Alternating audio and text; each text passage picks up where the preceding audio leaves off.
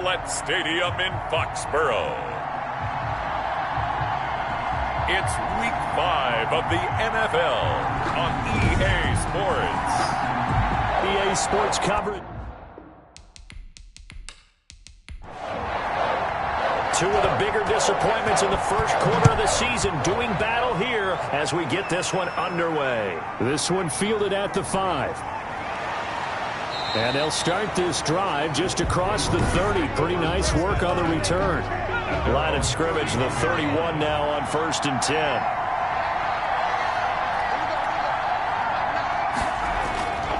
They'll come out throwing here to start the drive. Throwing into traffic there, and that's complete. 5 yards on the game's first play, 2nd down. Gain of 5. The numbers for him from a week ago.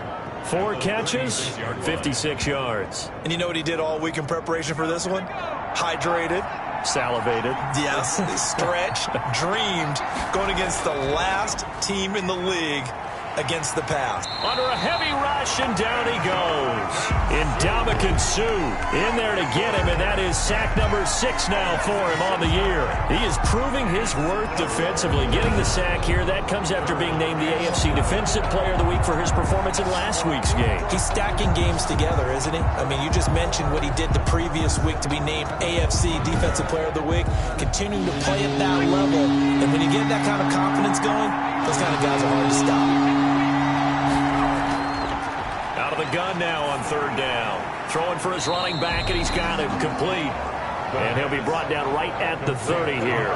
They'll get only a yard out of that, and it'll bring up 4th down. There's an example of good situational football being played by a defense. They understood where the 3rd down play was, the down and distance, and made sure that they didn't get anywhere near that, bringing up 4th down. Yeah, they were sniffing out that marker, didn't want to let him get close to there, and now a likely 3 and out to start. Yeah, I love the way they rallied to the football and got to him and made sure he didn't give up much run after catch.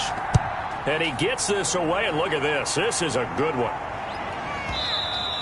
And this is going to hit the goal line and continue on into the end zone for a touchback. So out come the Patriots here to get their first shot on offense.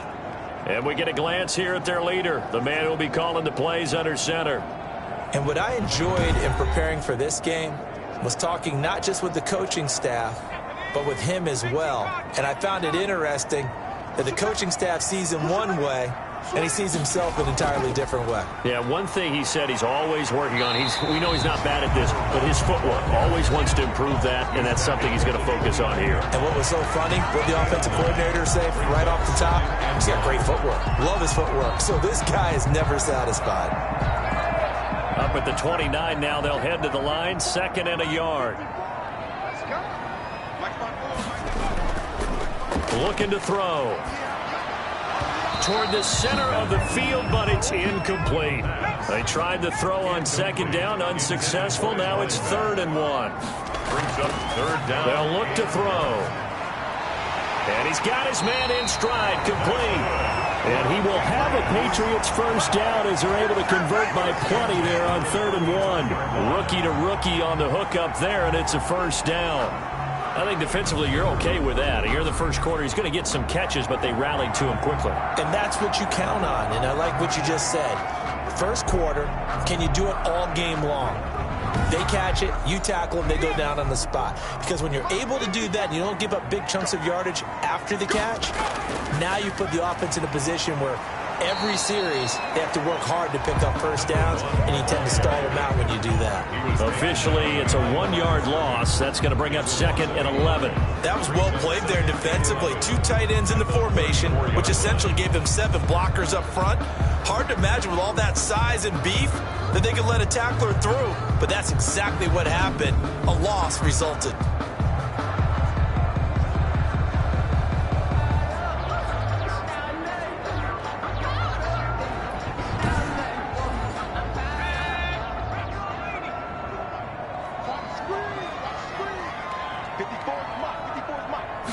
Second and 11. Quick hitter here. It's complete. That catch good for 5. It's 3rd down. Number 19.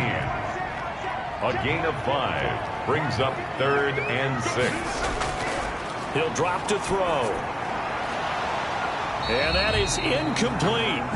The pass. Forced to the ground and incomplete. Nice play there to force the incompletion. And to me, one thing's for sure. When you're the underdogs and you're playing on the road, you absolutely have to get takeaways. You've got to get the ball from them. Yeah, win that turnover battle, going to be key. They didn't get one there, but you get the feeling they keep making plays like that, they might just get a few. Yeah, once you get one, defensive teams think they come in bunches. So on fourth down, here's Chris Jones to punt it away.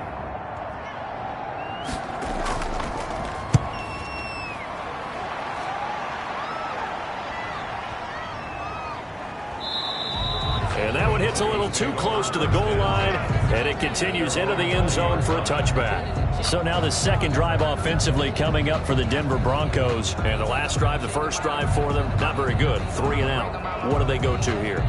Well, you don't look down at your play sheet and say, this is what the problem is. Now, let's find out who my playmakers are. Get the ball in their hands, and maybe the offense will move a little bit better. Sometimes it's more important to get it to the right people rather than dialing up the right number. Exactly. Or the right play, yeah. That too. At the 20. 2nd and 5. Flush to his right. And they work this well upfield across the 45. Now it looks like we've got a Bronco that's banged up on the play. We'll get a report when we return to Foxborough.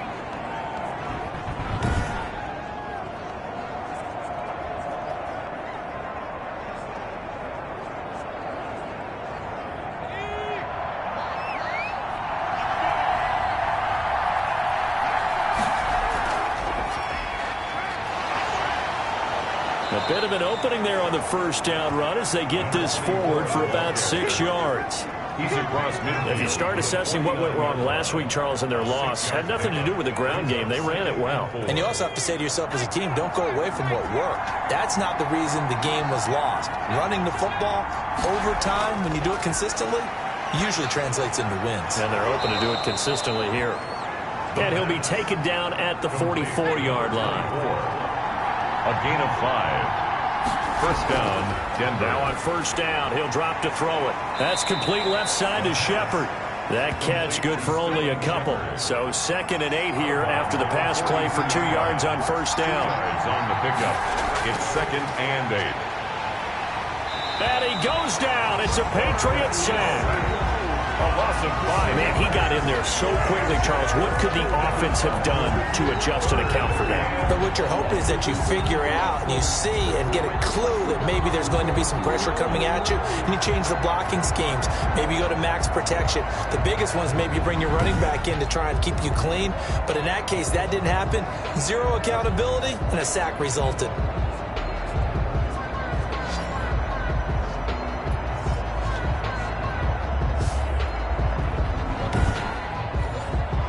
And on third down, a nickel formation here defensively. Out of the gun, they'll look to throw. Finding his safety valve here. That's complete. And he can only manage to take the football to the 40, and that is well shy of the first down marker. They do get 7 out of that, but not enough to prevent a 4th down. So much about this game is just understanding situations and then having to execute, isn't it? Guard the first down sticks. Don't let them get there. And they rallied and made the tackle.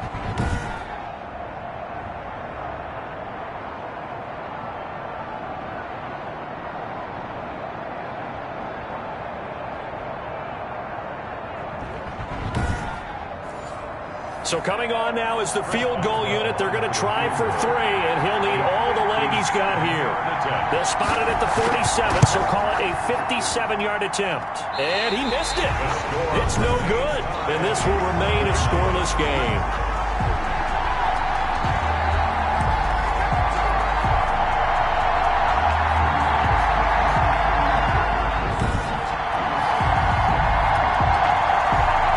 So back onto the field come the Pats for their second drive, and hoping to do better than they did their last possession when they punted the football. Appeal to the vanity of your offensive line. Tell them that they control your fate. Leverage guys. Win the line of scrimmage. If you do that, you start to win first down. You win second down. And guess what? You start accumulating first downs, and that's what they need in order to not punt the ball again. He'll get 3 up to midfield. Now it looks like we've got a Bronco that's banged up on the play. We'll get a report when we return to Foxborough.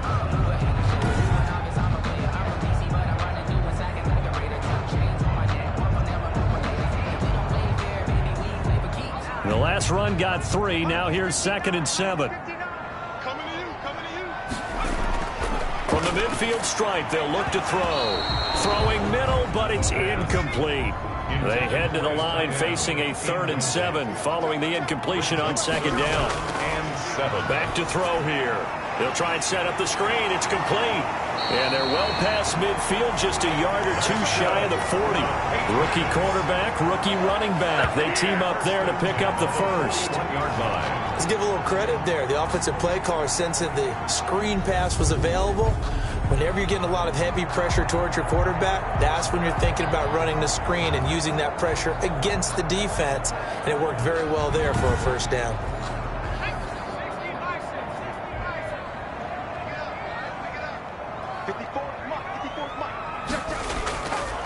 And he'll give it here to his running back.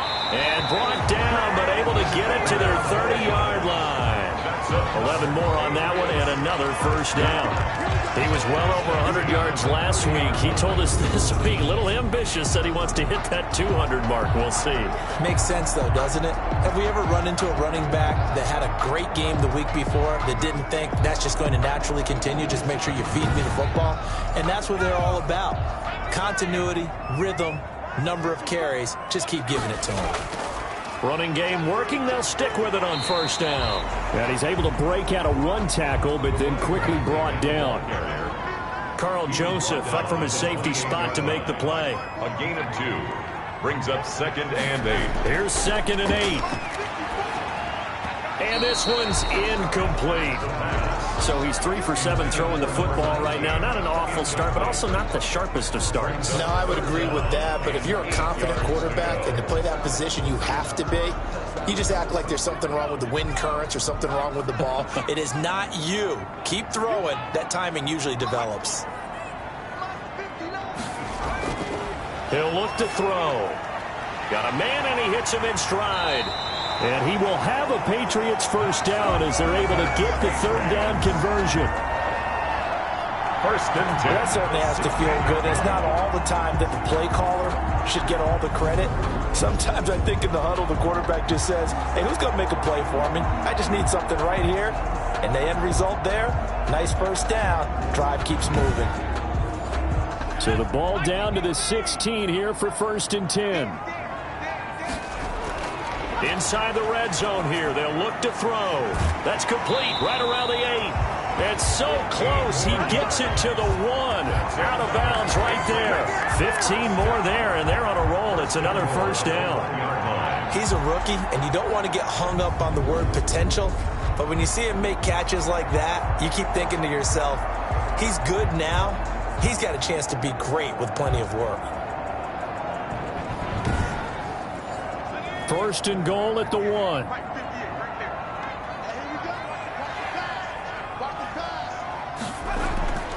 Again, he'll drop to throw.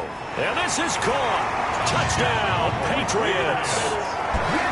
From a yard out. And the Pats have taken the early lead. There was a lot of zip on that pass, and baseball might have called. If I'm going back to the gridiron, had some heat on that bad boy. Sometimes you throw a touchdown pass, and sometimes you throw, what, a touchdown strike? There you go. That's my man, in concert.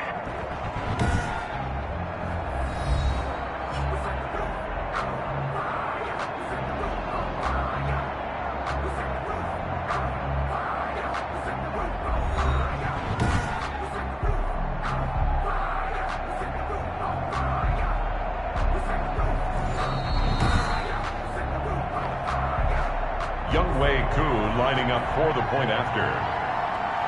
They had to go to the monitor, get an extra look. That's what the technology is for. And this touchdown will count. Good. Koo able to connect on the extra point. And that makes the score 7-0.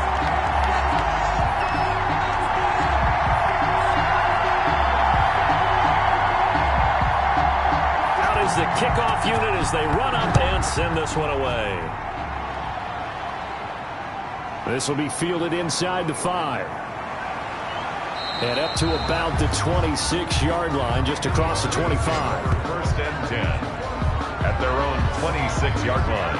And Denver getting set to take the field. Last time out, they had that long 50-plus yard field goal that they missed. And I'm sure on their sideline they're thinking to themselves, okay, do we still want to try one if we're in that position again? And I would dare say that the answer would be yes. They're going to have a lot of confidence in their kicker. But just nowhere to go here. He lost the football. And it's picked up by the Patriots. And he'll get this back down to about the 12-yard line. Fumble on the play. He was under duress, surveying, trying to find somebody to get the ball out of his hands. In the meantime, the defense, they took it out of his hands. And when the ball snapped, I know exactly what the defense is thinking. Get a sack, put him on the ground. But when you can also knock the ball free while doing so, oh, there's the bonus for you as a defender. Out comes the New England offense to see what they can do this time. Well, these guys hardly got a chance to catch their breath after the quick turnover, but I doubt they're complaining much. Especially with the field position they get to start with. I wouldn't be complaining either. I'd want to get right back out there and get after them because now... And that's going to be caught for a Patriot touchdown. A 12-yard touchdown grab. And the Patriots, they add on to their lead. A sensational one-handed grab in the end zone for the score. Looked like you at the Davis Turkey Bowl every year in the backyard in Orlando, Florida. Oh, you're so kind. That's definitely in my mind. But how about this? They always tell guys going after the ball, the receivers especially, you got to have a single-minded obsession to go get it. How about going up with a single hand and making that happen? I don't know if it gets much better than what we just saw there. Koo now for the point after.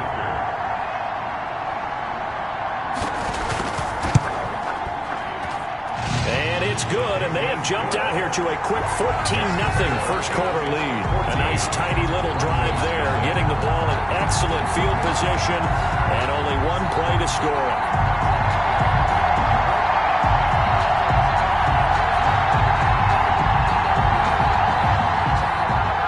Set now to kick this one away, and off it goes. Taken in at the 3. And with a marker down, he's up just past the 25-yard line, but I think they're going to be going backwards. Let's check the call. Here's a 1st and 10 at the 14-yard line. Going to give this time to the tailback. And he roams across the 20 to the 24-yard line. 9 yards is the pickup there, and they'll have a 2nd and 1. 4-yard line. It's a gain of 9. Brings up now a handoff here to his running back. And he's able to get up here to the 26. They'll get 3 as the drive continues. It's a 1st down. I know what you're thinking out there. I know a lot of you are thinking, take a shot downfield. It's a great spot for it. I'd say maybe later in the game, definitely in the second half. But right now, I think they were just trying to get some momentum built. Get a 1st down, pick it up, and keep moving. 3 yards on the pickup there, and it'll be 2nd down. A 3-yard pickup brings up 2nd and 7. And that'll be incomplete. But took a pretty good shot as he tried to pull that one in. Couldn't hang on. 3rd down. 3rd down. Now back to throw. The Pats are going to get there. Down he goes. I'm starting to feel for that quarterback back there. I mean, you know me. Normally, don't have a lot of empathy for the QB, right? In this case, definitely. He's been on constant duress this entire game. I don't know how he's surviving back there. And to think, there's still a long way to go in this football game.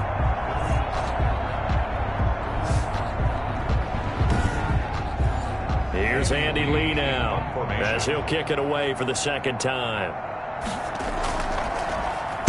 He steps into this one, and this is a rocket.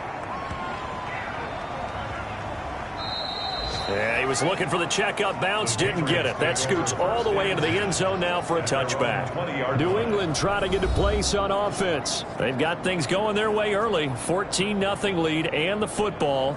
1st and 10.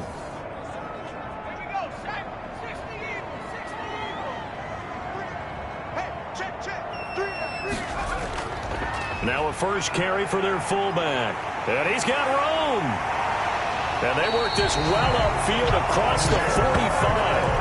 A big hitter there. A first down gain of 26 yards. Our eyes and attention are on the fullback. Big time carry, big yardage. But how about the guys up front, the offensive line? A lot of people think they may have to block it differently for the fullback to get big yardage. They really don't. Because he's big, strong, and powerful, a lot of times he makes his own way. They may not have to block as hard. A big hitter to start the drive has him up near midfield here for 1st and 10. From the shotgun now, here's an inside give. And he's got it across midfield and into Denver territory. He's across. Zach Cunningham, the leading tackler in the AFC in 2019, is there defensively. And 5. Working with 2nd and 5 now.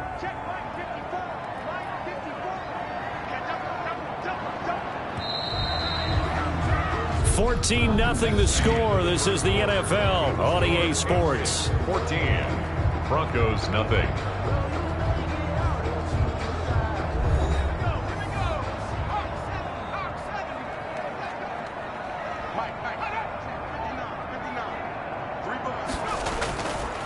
They'll set up a throw. Looking middle, and that's complete. The pass. That throw good for only a couple. It brings up 3rd down. A gain of 2 brings up 3rd and 2. And he'll give it here to his running back. Oh, this is going to depend on the spot, but it's not a very generous one. He looks to be about a yard or so short. He needed 2, he got 1, and that's going to leave him with 4th down and a yard. Well, they picked up a portion of it, but not all that they needed. Now that leads to a decision on 4th and 1. Let's see what they decide to do.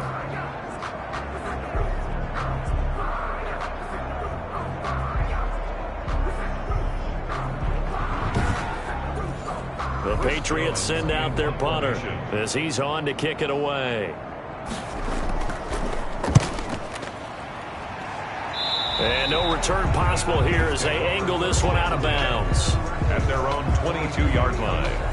Here's the Denver offense now as they get set to take over here. And they're in a bind early here, down 14-0. Are you worried at this stage or still too early? You're worried. You're just trying not to transmit it to the rest of your team. You want to make sure that they stay positive. But at the same time, you're wondering, how are we going to move the football? What do we have on this play sheet that can work? Get back to basics is usually your answer. And make sure you find the guy who can move the ball fastest for you if you just get it in his hands. Yeah, still 2nd quarter. You get points on the board here. I think you're feeling okay. The drive starting play, a good one. Give him 19. I'm okay with the call there. In fact, I actually like it. I know they're down a couple of scores, but the running game worked in that situation. I would continue to go in that direction.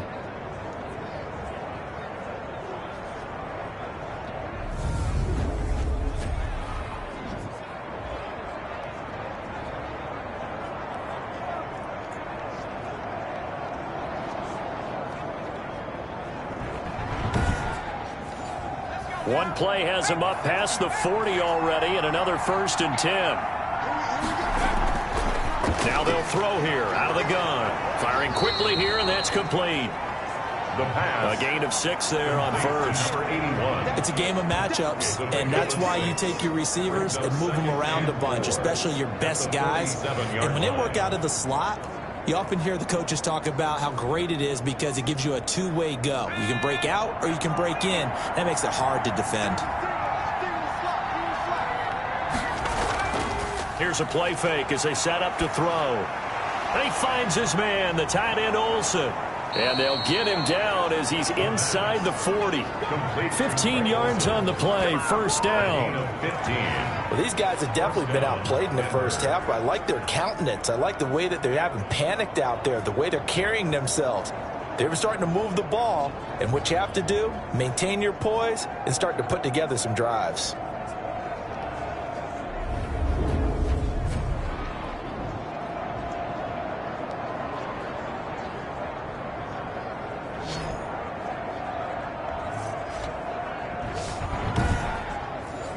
This offense finding its legs now. Here's another 1st and 10. From the shotgun now, here's an inside give. This will be stopped about 2 yards shy of the marker. 8-yard gain, 2nd and 2. Brought down at the 30-yard line. 8 yards on the pickup brings up 2nd and 2. Going to give this time to the tailback. And he'll go down at the 28. And the ball carrier. Well, we always talk about good down and distance, allowing offenses to expand their playbook. Well, 2nd and 2, that means your playbook's wide open. You can run just about anything. But a lot of times, the play caller, he just looks down at his sheet, sees the short yardage runs, and goes to one of those. Here's a throw caught by Gronkowski.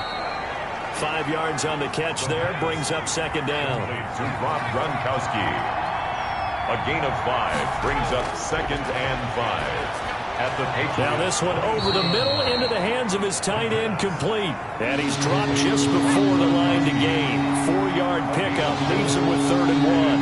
3rd down. Now they try the right side here. And he's going to run into a brick wall right in the middle of the field, and I don't think he got there. He has elite instincts from his linebacker spot. He's able to diagnose the run and flies in like a missile to stop that one behind the line of scrimmage.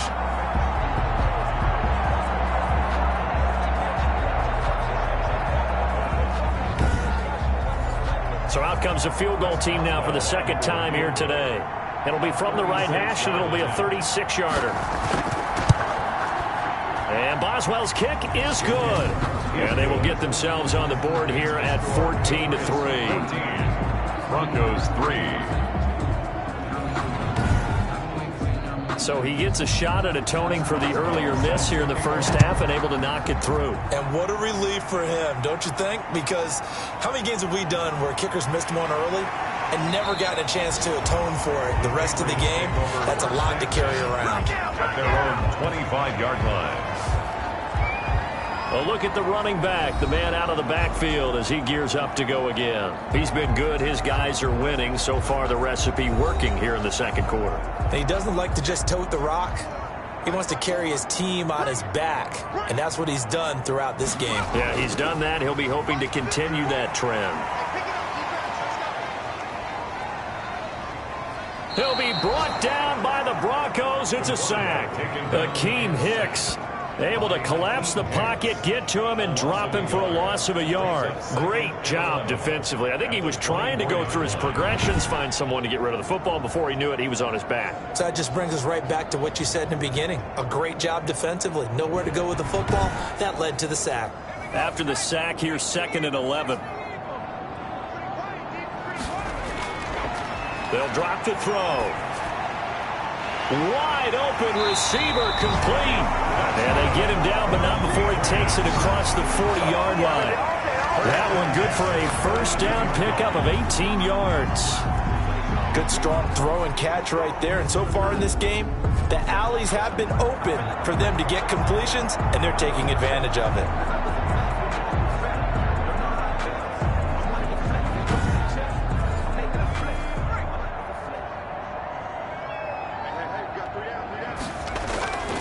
A give to the fullback on the dive. And a penalty flag down as he gets only about a yard. And let's listen in on the call. Hey, baby, this ain't good enough. That time the right guard sending him backwards. And so many different types of guys rotate in on the defensive line now, depending on situations. You can get the bulky guy, the fast guy. No matter what, though, you can't hold him.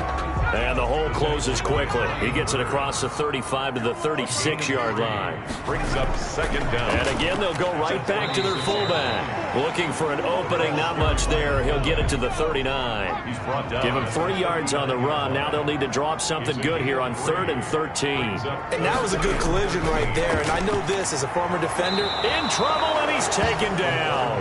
It was Myles Garrett that time who got in there and brought him down. I remember when I was a kid and all I wanted was a nickel so I could get that soda down at the fountain. And guess what? The nickel came into play well. 5 defensive backs, they covered well, allowed for the sacks. Sodas were a nickel when you were a kid? No, I just needed the extra nickel so I could pay the proper price. Okay, how much were they? A dime? What were they? 15 cents. The Patriots send out their punter as he's on here to punt it away. And this is away. It's a high kick, and he got all of it. And this one hits at the 1, continues on into the end zone for a touchback. At their own 20-yard. There again is the running back as he trots onto the field. He's been good. They've utilized him well, but they're losing here in the second quarter. What might they change offensively? I think that what you try and do is expand how you get the ball to him a little bit. Get him out in open space, maybe swing the ball to him. What's that they used to call it in the West Coast offense, the long handoff? Yeah. Serve as your running play that way, as well as continue to feed him the football. Some of these runs now may pop bigger later in the game because of the effects of running it. Sometimes people, after a while, they don't want to tackle him anymore, or they get tired, or they get out of position, or he runs through tackles. Continue to feed him the ball. He's having that kind of game. Yeah, might they get him the ball in some space in some different ways here. They'll get 3 as the drive continues. It's a first down. From the shotgun now, here's an inside give. And he'll be limited to a short gain up to about the 34-yard line. At the 34-yard line. 2 yards on the pickup. It's 2nd and 8. Now they'll switch it up here and look to throw. And that one got tipped, kind of threw everything off. It brings up 3rd. The Broncos on 3rd down. Not good, 0 for 4 thus far. This is 3rd and 8. 8 yards. And that is incomplete. The passing game not in sync here early. And now it's 4th down. Has been a little bit of frustration there. Back-to-back incompletions. Receivers blanketed on both attempts, this time on 3rd down. And a great job on special teams to down it, as this will be marked down inside the 5-yard line. That is how you flip field position. That's an absolute bomb of a punt. Downs it inside the 5-yard line. Absolutely ideal. From that position, you're hoping to get it down inside the 15, inside the 5. Superb.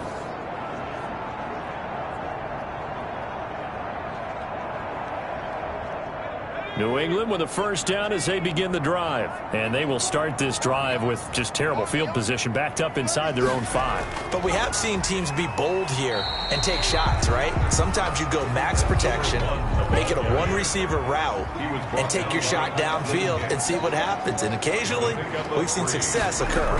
2nd and 7.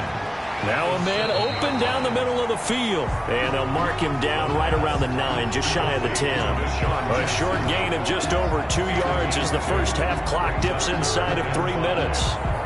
New England on 3rd down. They've hit it 50%, 3 of 6 to this point. This will be 3rd and 5. From the shotgun, he'll look to throw. Oh, you saw that one coming. It's intercepted. Thrown back across his body. Picked off by the rim. And he's going to get this on down to the 13-yard line. They brought the house that time on the young rookie. Maybe a little rattled through the pick. And you have to be prepared for a lot of pressure as a rookie quarterback because most defensive coordinators are going to test you that way. So when you see that, the ball's got to get out of your hands quickly, and that means your receivers have to understand they have to break off their routes quickly as well. Getting set to go again as we look at the back, heading onto the field again. And I'm wondering if maybe they don't go away from him on this drive a little bit. He's been great, but they haven't scored a lot of points. I think they still have to show. And he's not able to get away. Sacked back at the 22. 9 yards. It's 2nd down.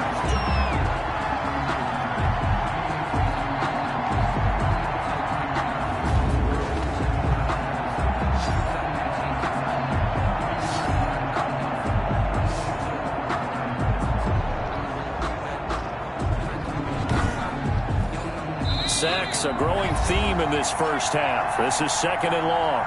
Second quarter action with 1:59 remaining. They come up on 2nd and long, and the pass protection just has not been there this afternoon.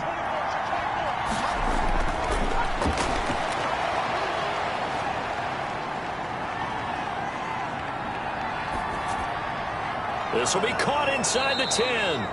And he's going to be brought down by the face mask. Here come the flags. This is going to get him a first down. So give them the yardage on the pass and half the distance to the goal line. Because they're inside the 30, so now you don't march off the full 15, right? You have half the distance to the goal. In any event, that's precious real estate given up. So the face mask moves them closer, and now 1st and goal. They're going to look to throw.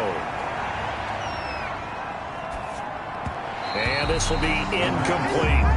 So they've been in the red zone 3 times, and it's yielded just 3 points. Can they find the end zone here on 2nd and goal? Partner, this is almost an unwinnable spot for a defense. They have to come right out for a 1st and goal trying to stop them.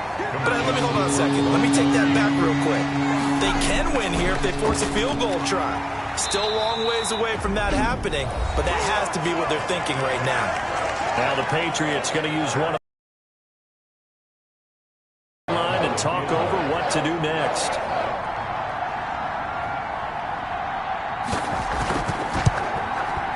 Boswell's kick is good.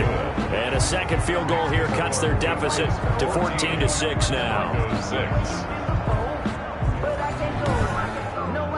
So they recovered the fumble, but ultimately could not take advantage of the short field. Definitely a lost opportunity right there. I mean, they were in prime position to put 6 on the board. Ended up settling for 3. And he'll be tackled just shy of the 25. The Patriots take over 1st and 10 at their own 24-yard. So the Patriots coming out now. And still plenty of time remaining here in the half, more than a minute. And we'll see if they just want to protect that lead or try to add on to it. Well, with as much time as is left on the clock, I would imagine it would be the latter. I think they're going to try and add on to it. So what they're going to tell the team is very simply, if you can get out of bounds after making a play downfield, terrific. If you can't, everyone hustle to the line of scrimmage, either run another play or clock it and start over again. Now the Patriots will use the second of their timeouts, as the stoppage will come with a little under a minute to go in this first half. It's a short one here, complete to his tight end. And he'll be brought down right around the 37. They'll look to throw here on 1st down. Trying to get it to Jackson, and it's intercepted. Picked off at the 45. The pass. Intercepted by the Broncos. Second interception for him now here in this first half. And you got to think he's a rookie, Charles. How much does confidence start to become a factor? I think that's a great question, because that's what they're going to check on when he gets to the sidelines. The coach is going to check on, his teammates going to check on it, because when you haven't done it before, it's not something that's part of you. You got to see how you're going to react. Let's see how he bounces back. Yeah, because 2 interceptions for him in college and a half. I mean, that just didn't happen. They'll set up to throw. Now they set up the screen. That's complete. And he's going to be brought down just shy of the 5 at the 6. Now the Broncos are going to call the first of their timeouts, as the clock will stop with 20 seconds to go in the first half. Flushed out right, and a minuscule gain of maybe a yard from the 6 to the 5. Now the Broncos going to use the second of their timeouts, as they'll stop it with 14 seconds to go in this first half. And this is caught for a Bronco touchdown. Greg Olsen in the final seconds of the first half. And now the Broncos are within a 2-point conversion of tying up the game. There was no going through the progressions on that touchdown pass. Yeah, nor was it necessary. His receiver won that route early, presented himself, no reason to wait. Go ahead and put it on him and score a touchdown. Chris Boswell now for the extra point.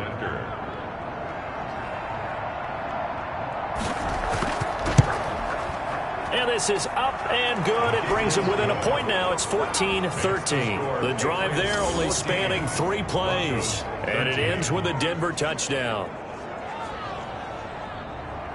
So not much time to work with here. 9 seconds remain in the half as this one is away.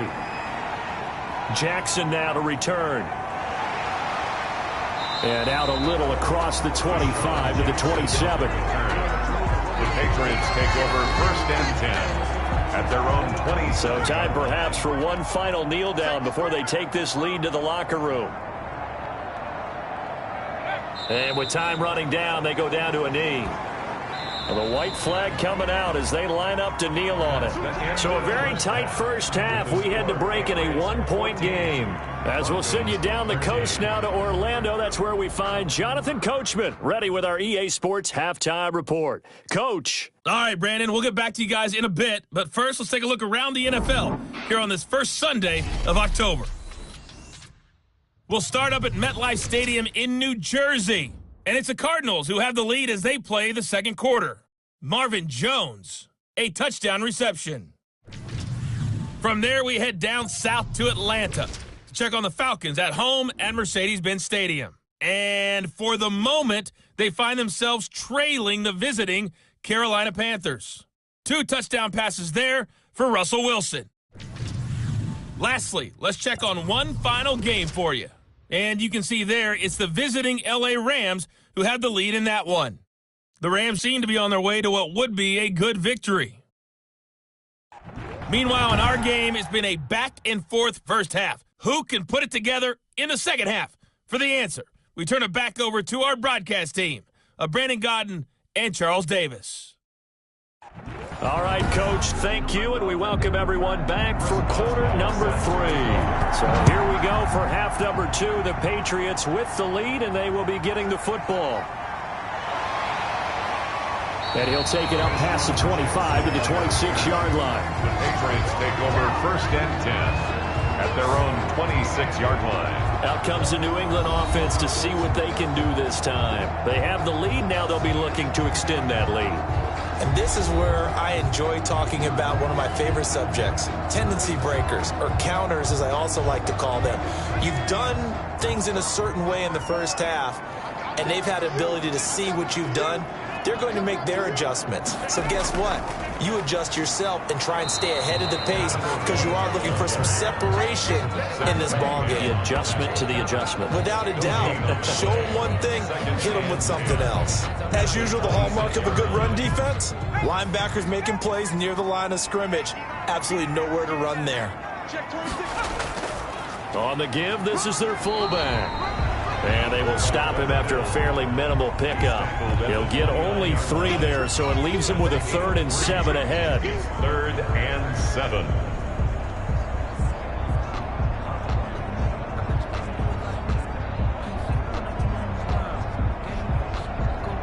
A nickel set defensively for the Broncos here on 3rd down. Back to throw. Steps away to his left. And he's going to get this to the 31, but that is still well short of what he needed. The Patriots send out their punter. He's been terrific so far. Averaging 50 yards a boot so far as this one's away. And this will hit just beyond the goal line as it's into the end zone for a touchback. 20-yard line. So now a look at the Broncos as they head back out there for their first possession of the second half. Their defense just came up with a stop right out of the locker room, and now can the offense take advantage? Yeah, we don't want to turn this into something that it's not. It's only a one-score game, so it's not exactly a crucial possession. But at the same time, they'd like to get things started and at least come away with 3 points. Airing it out for Olsen. And that is incomplete. He couldn't hold on through the contact. Brings up second down. And that's one of those plays where it's hard to keep 2 eyes on the football when you know the contact's coming, let alone getting 2 hands around it, hugging it to your body, and absorbing the hit. Even for those big tight ends who you would think could absorb that contact. After the incompletion, here's 2nd and 10 from the 20.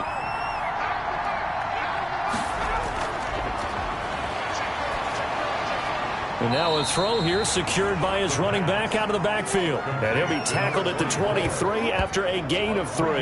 He'll get only 3 there, so it leaves him with a 3rd and 7 ahead. That's a good job there by the corner. We do talk about this a lot, that a lot of corners see their job as simply covering receivers. Tackling isn't everyone's thing.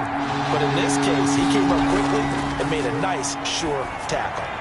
And he's got his man in stride, complete.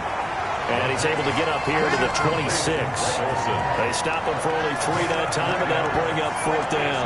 Brandon, perfect defense in this situation would have meant that there was an incompletion that would have picked it off. Okay, so they gave up the completion.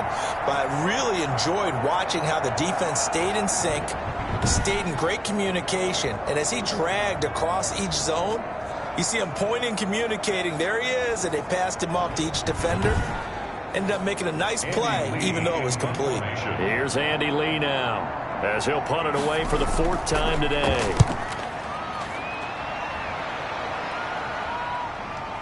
Here's Jackson. A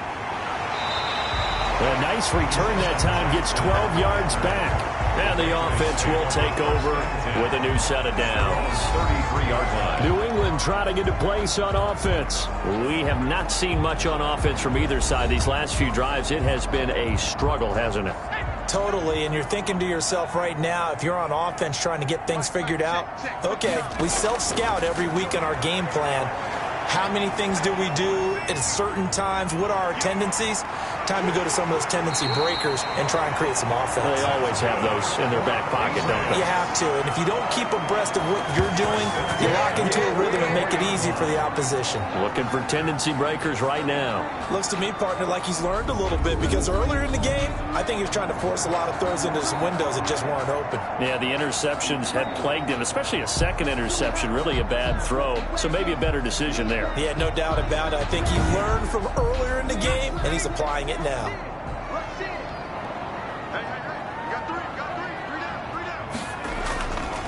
They'll try and run with their fullback. He had a great strong move, but he'll still be stopped shy of midfield. Give him 3 on 1st down. It'll set up a 2nd and 7. Brings up 2nd and 7. Now a shotgun snap as they'll look to throw. And he's corralled, but not before getting it inside the 35. 19 yards to pick up there. Move the chains. They should have put the coverage guys in a stress on that one. They thought they were going deep. Ends up curling inside for a nice chunk of yardage.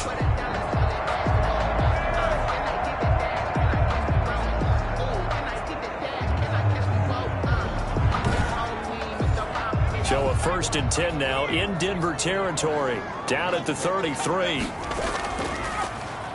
Now a handoff here to his running back. And that play is blown up, losing yardage back at the 35. 2 yards the loss, 2nd and 12. I think it's pretty evident. We can say what a difference a week makes. Last week, he ran pretty much wild, didn't he? Did pretty much what he wanted to do. But this one, they've stopped him cold. That, to me, that's good scouting and even better execution. Yeah, and they stopped him behind the line right there. They obviously watched the tape a few times and made some adjustments.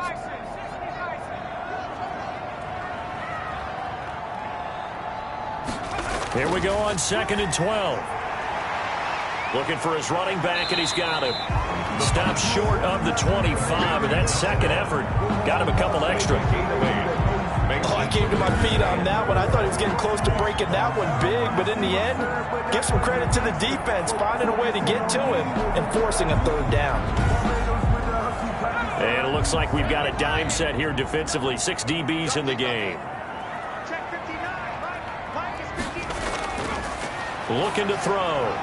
Now he'll dump it underneath to his running back, complete. And he will have a Patriots 1st down as they're able to get the 3rd down conversion. Got what they needed there. The drive continues with a 9-yard pickup. This drive, it's been a good mix. 3 passing plays, 3 runs, hitting on all 3 of those passes, and the last one putting him in the red zone. So wouldn't you think play action right here? Because you've got the ability and had the ability to run it and throw it. Go play action and take your shot at the end zone. 3 tight ends in the ball game here on 1st and 10. And he'll give it here to his running back. And he's eaten up at the line of scrimmage. Might have gotten a yard down to the 16. 1 yard. Tough day. Tough sledding right there, and it's been that way the entire game. Not a whole lot of room to ramble for him. Yeah, you're right. It's been that way all afternoon. Didn't get a whole lot better there. Here's 2nd and 9, just a yard on that last run.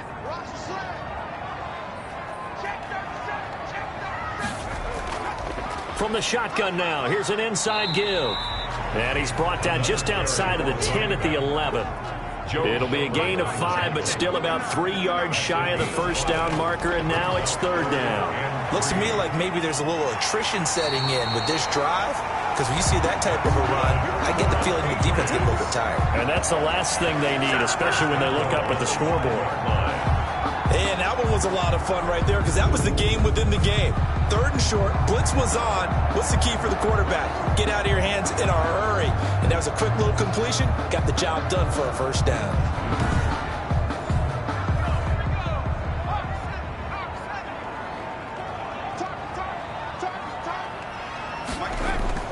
He'll look to throw. Feeling the pressure here and taken down. A sack back at the 7. Zach Cunningham rolling in to get the sack. On any first and goal, the real estate to work with for the offense is really cut down, and the defense knows it. So they often bring heat and pressure, which they did on this play.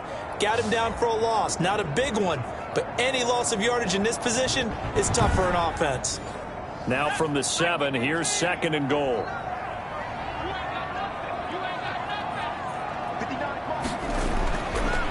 They'll look to throw here. And this is caught.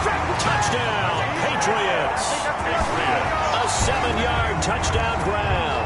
And the Patriots add on to their lead. And remember, partner, that's a rookie quarterback back there. Apparently, he's getting the hang of his NFL thing pretty quickly. Yeah, 3 touchdown passes. You're right, he looks comfortable. What are they doing? Anything in particular? Well, they keep talking about making sure they're giving him plays that fit his talents and also maybe shrinking the playbook a little bit. They did tell us that. Bottom line, he's really good. And with that, the lead is up to 8. So that one a long 11-play drive. And it's finished off by a Pats touchdown. 13.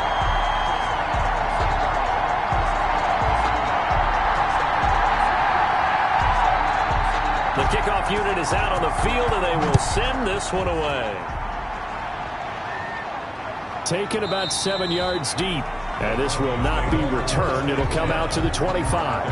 25-yard line. Denver's offense ready to go again. These guys had to punt their last possession, and that's become too familiar of a refrain. Too many of these drives just wound up going nowhere. Well, you know how in baseball, when the pitcher gets a base hit and he's on base, they bring his jacket out to him to keep him warm? A lot of times the punter goes to the sideline, puts on sweatpants or a wrap over his leg to keep it warm. He might need a massage from the trainer right now from all the work he's nearly picked off there, and it would have been a great or all you want, but you better be careful. We can hit you going back the other direction.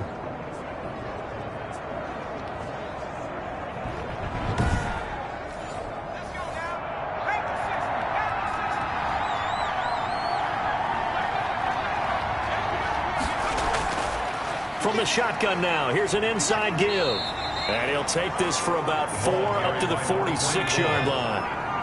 Following the pickup of 4, here's second and 6. A gain of 4. It's now second and 6. And they give this time to the tailback. And no room to maneuver there. Give him a yard up to the 47. These guys have punted 4 times already, and they're staring at a 5th, barring a conversion here on third down.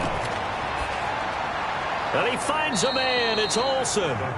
And he will have a Broncos first down as he's able to get 8 yards there on 3rd and 5. And the Broncos. Well, sometimes our pregame meetings do pay off, don't they? What do the guys in the locker room call him? Well, they said it with a chuckle. They called him Old Reliable. Yeah, that means he doesn't move quite as fast as he used to, but he still knows all the tricks, doesn't he?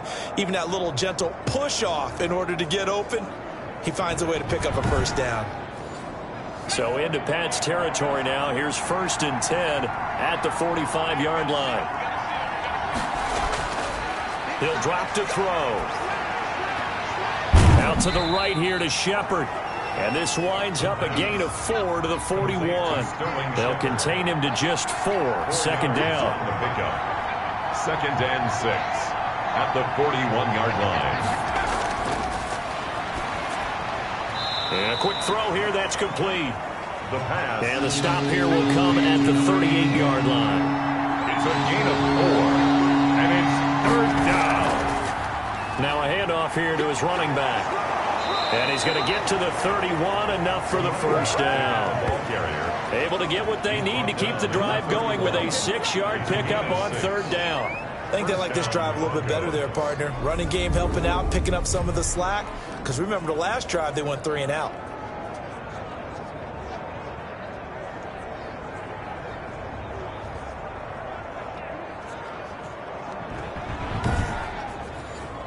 Line of scrimmage, the 31 now on 1st and 10.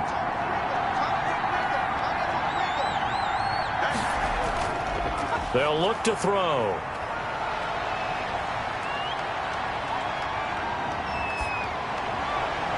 Looking left side, and it's complete. And they'll have it in the red zone before he crosses over out of bounds. Denver has the first down. The play going for 15 yards. Denver. Now that was pretty. They executed that curl route versus zone coverage, and that changes things a little bit because against man, it's often a tight curl, tight, sharply run route. Against zone, you're just looking for that open spot, that dead area, so you may curl it a little bit wider just to get to that place. And usually a tight window. He fired a bullet in there for the completion. And he'll give it here to his running back. A tough run gets him just inside the 10 to the 9, but no further. He'll get a nice chunk there on the first down run, and it's 2nd and 4. 2nd and 4. Oh, they go with a tight end carry. And tackled down after a gain of 3. Leaves him with 1 yard to go on 3rd down. He's tackled at the 7. That's some good tackling there to keep him short of that yellow line. Yeah, defensively, all I'm thinking is that on that play, get me to 3rd down. Get me into a position where I can make one more play and get my defense off the field. They'll look to throw for it on 3rd and 1. Fine work by the Patriot D there, and it's 4th down. So 2 third down conversions on this drive, but not able to get a 3rd, and now they deal with 4th down. Chris Boswell on for the field goal. A 24-yard attempt. And Boswell's kick is good. And that'll get the lead down to 5. It's 21. Broncos 16. So they get 3, certainly hoping for 6 after a 13-play drive. So you console yourself on defense by saying you did your job, right? If they go 13 plays, you only give up a field goal, you did a nice job there. But here's the other part. 13 plays, you don't force any mistakes, you don't take the ball away. Maybe that's the way they should look at it. 27-yard line.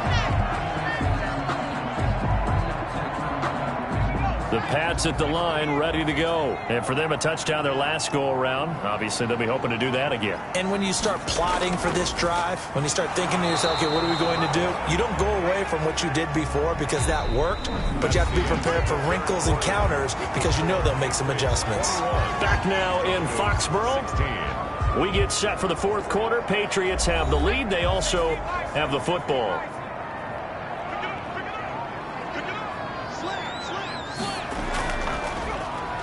And they give this time to the tailback. And they get him down, but not before he takes it across the 40-yard line. 11 yards there, 1st down. And I'm guessing you'd say this is kind of the key here. Grind out some yardage, work on that clock, see if you can continue to tick it down. Definitely, you want to bleed things out at this point, right? Continue to possess the football, gain some yardage, and put the onus on the defense. Do they have to use timeouts? What are they going to do to stop you? You're taking charge.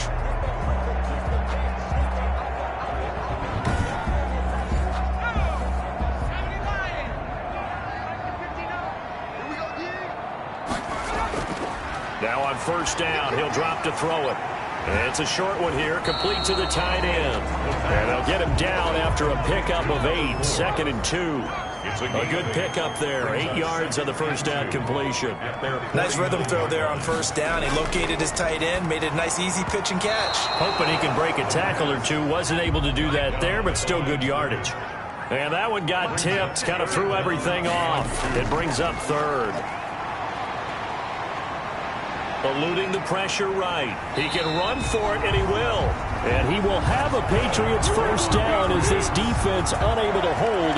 It's a 7-yard gain there on 3rd and 2. All right, partner, I'm a defender, but I've got to express my admiration there. Moving around, making it happen, and instead of worrying about protecting himself, he goes and gets the 1st down. I've got to give it to him on that one. Normally, you don't want your guy taking shots, your quarterback, but it's winning time here in the 4th quarter. If he needs to make those plays with the legs, go ahead, right? Yeah, no doubt about it. At this stage of the game, all protections, they're off. So a 1st and 10 now in Denver territory at the 44-yard line. Out of the gun. They'll look to throw. Quick hitter here. It's complete. He's tackled a yard short of the marker. Good gain of 9 on first down.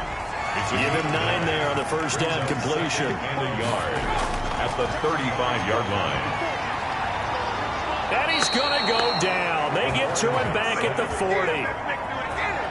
Okay, was it a breakdown in protection? Did the running back not pick him up? What does it really matter? Sometimes it's just a great play made by the defense. Big-time sack.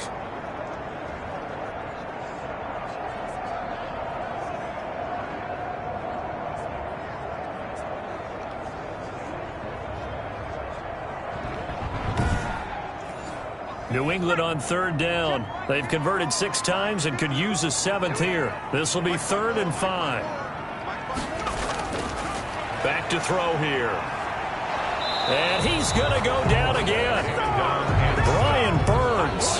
He's the one to get him this time, and back-to-back sacks brings up 4th down. And no matter what the situation, the O-line just hates that because they feel like they didn't protect little brother back there, right? Man, that's just so difficult for them because just think about every single play. When you decide to throw the football, you're dealing with some of the best athletes on the planet. You talk about guys, if they weren't playing football, they'd be starring in the NBA at power forward. It's a really difficult task.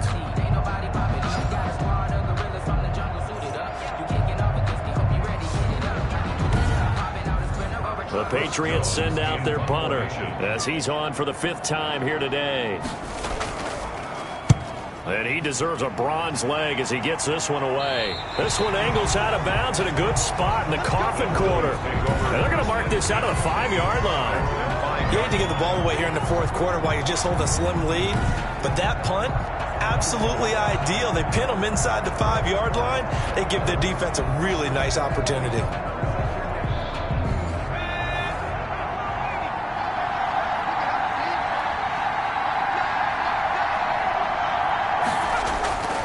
They'll come out throwing here on first down. Firing quickly here, and that's complete. And able to break one tackle, but then quickly brought down. But a nice little gain. On the pickup. It's 2nd and inches at the 15-yard line. Now left side, a completion to his tight end. 2 yards, good enough for a first. To Rob Gronkowski. 2 yards on the play. And the Broncos. They'll look to throw. Now they go screen. It's complete. The first down screen pass, good for 5. Here's 2nd and 5 now from the 22. It's a gain of 5. Brings up 2nd and 5. At the Back to throw again. Then he finds Gronk. And they're able to get this one across the 35. 15 yards on the play, first down. 15. And here we are in the 4th quarter, partner, and watch them drive for what would be a go-ahead touchdown. And you and I both know this is where you need a quarterback who can keep his cool back there. Not just for himself, but to keep the rest of the team relaxed too. Line of scrimmage, the 37 on 1st and 10. They'll look to throw again. And nearly picked off there, and it would have been a great time for their first pick. Instead, it's 2nd down. It's now 2nd and 10. He finds his man, the tight end Olsen. And this winds up a gain of 4 to the 41. Oh, boy, hang on here. Tight end Greg Olsen appears to be banged up on that last play. We'll get a report when we return to Foxborough.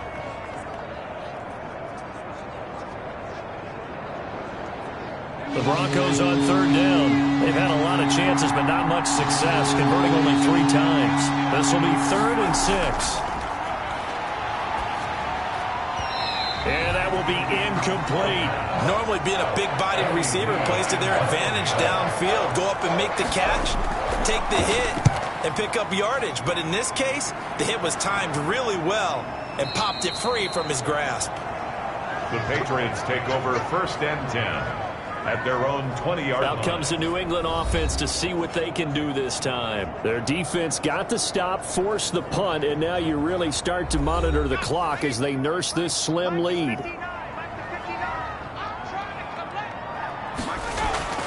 They'll try and start this drive in the air.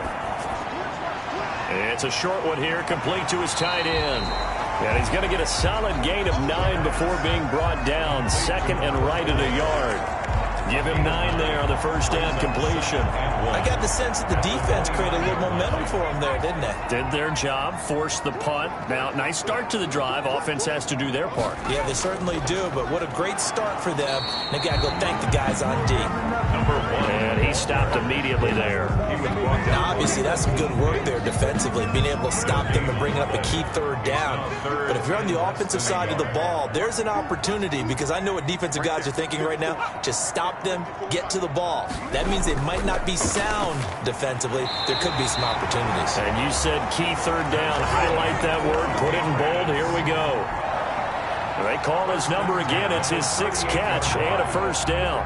He's been the go-to guy. They needed a big play there on third down. Went his way. It worked out. Doesn't matter whether they've scouted it or that they think he's going to get the ball. He has a knack for finding his way open and completing the connection.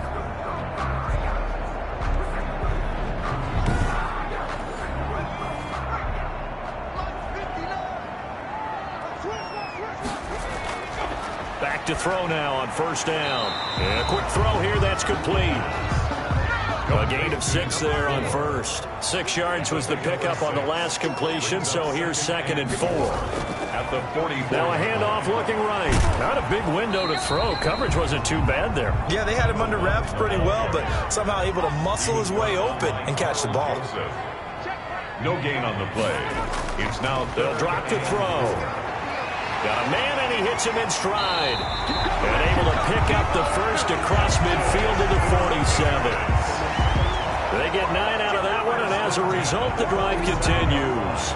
Couldn't just sit on it here, could they? Had to throw the ball on third down. Got the big completion in the pickup. Fresh set of downs now. They've got to feel great. And defensively, a backbreaker.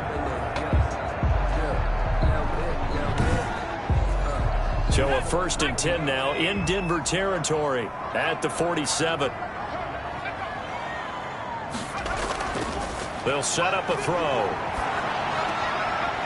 Going to throw right side here. Complete. The completion, but they go in the wrong direction. A loss of yards, and now they're dealing with a 2nd and long. That pass play wound up for negative yardage, so here's 2nd and 11.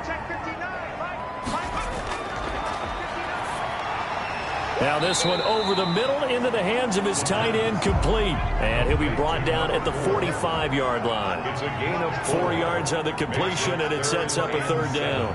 Well, they're unable to convert that into much, but it's never a bad idea to try to get the ball into a tight end of his caliber's hands and see what kind of disruption he can cause. That one good for 13 and a New England first down. Big hook up there. Forced to throw it on third down. The connection's going to keep the drive alive and also keep the clock moving. Yeah, and from a defensive perspective, didn't get a sack, didn't knock the ball free, didn't break up the pass. The clock keeps running on you. You're in a dire situation now.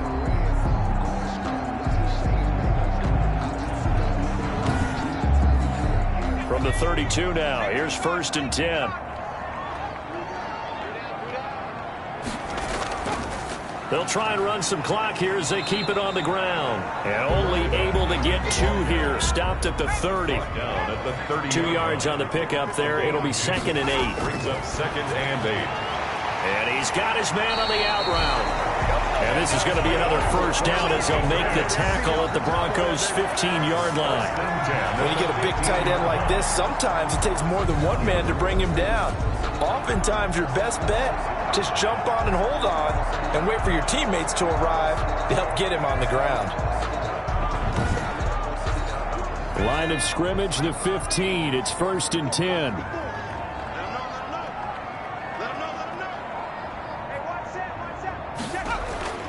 Inside the red zone here. They'll look to throw.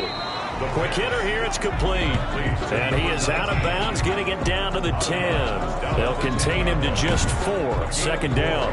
It's now 2nd and 6.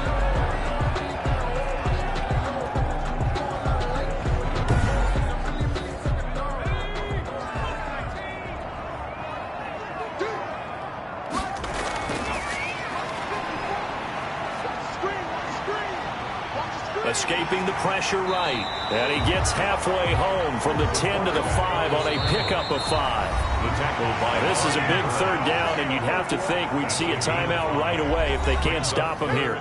So the Patriots with the football as we get you reset. And let's see what they've come up with offensively after having time to talk it over. Toward the pylon, caught. And just shy of the goal line as he's out of bounds right at the 1. Here, and that pickup ensures the drive continues. And not only do you continue the drive, which is demoralizing for the guys on the defense side of the ball right now, but you make your own defense happy. They're able to get a little more rest over on the sidelines while this one continues downfield. It's 1st and goal, and a late touchdown at this stage could officially salt this one away. They'll try to run this one in, and he is in. Touchdown, New England. A great play there. His 6th touchdown of the season, and the Patriots add 6 to their lead. Well, that was absolutely ideal for them, wasn't it? Trying to salt this game away. I think one of my kids just graduated in the amount of time they had the football. That was absolutely impressive. Everybody wants those salt-away-the-game drives. What makes them successful? Well, when you're able to mix run-pass, when you're able to control the football and stay ahead of the chains, I'm using every cliche I know, but that's how you get it done because you're not taking negative plays, and that way you're able to run what you want to run when you get a chance to call it. And he's got it up and through. That drive, a long one, spanning 15 plays. And it ends with a 1-yard touchdown run. The kickoff team on the field now as they will send this one away. Taking it about the 1. And it's a pretty good return here as he'll get this up to the 29. over 1st and 10. At their own. Now out comes their leader and the captain of this offense back onto the field. What can they do now, Charles, to make sure this highlight montage doesn't continue to show more pressure and pressure and pressure? You feel like it always comes back to leverage, don't you? Who is going to win that battle of the offensive and defensive lines? Low man wins. We talk about that, but we think about it in a running game. Well, guess what? The same thing happens when you're trying to pass protect. Are you low? Are you balanced? Are you in a position where the pass rush won't bowl you over on their way back to the quarterback? They've got to reestablish that in order to try and keep their man upright. Because they have been bowled over a lot so far in this one. Now a dump off here complete. And they'll get it up just short of the 45 at the 44. 11 yards there. 1st down. He's going to flip one out here to his running back. A good rally to the football keeps him to only a yard, and it's 2nd down. And he goes down. It's a Patriot sack. Now the Broncos are going to call the first of their timeouts as the clock shows 50 seconds to play here in quarter number 4. And he takes this one down almost all the way to the 30. Now the Broncos going to use the 2nd of their timeouts as they'll stop him with a little over 30 ticks to go in the football game. From the 32 now, here's 1st and 10. They're going to look to throw.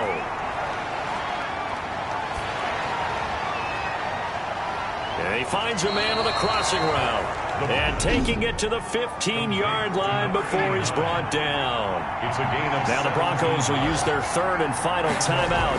1st down. They'll look to throw now on 1st down. And that is incomplete. 16 seconds now on the clock. That one doesn't find its target, but all in all, he's been much sharper this week. He was under 50% a week ago, and now he's up over 70%. Well, you know it's standard for quarterbacks and receivers get together for a little extra time each and every day in practice. I get the sense they got together for a lot of extra time this week. And he'll go down. Brought down at the 20-yard line. So this will wind up a victory for the New England Patriots, and they were spurred on by a strong performance in that 4th quarter as they held their opponents off the scoreboard. Everyone wants to pitch a shutout for the entire game, but when you throw one in the 4th quarter, that tells everyone that you're getting stronger and dominance is starting to take over, right? The way that you close, the way that you finish, that gets preached to you from the time you're playing Little League football all the way up through. And they closed them out with a big-time performance down the stretch. So for New England, they pick up their second win now on the year. And they'll be able to enjoy this one through the bye week before they get back at it again. Meanwhile, for Denver, they'll fall to 1-4 with a loss. And they will be at home next week to take on the Miami Dolphins. I'm Brandon Gaudin. Certainly have to thank Charles Davis, my broadcast partner, and our entire crew. We'll catch you next time right here. It's the NFL on EA Sports.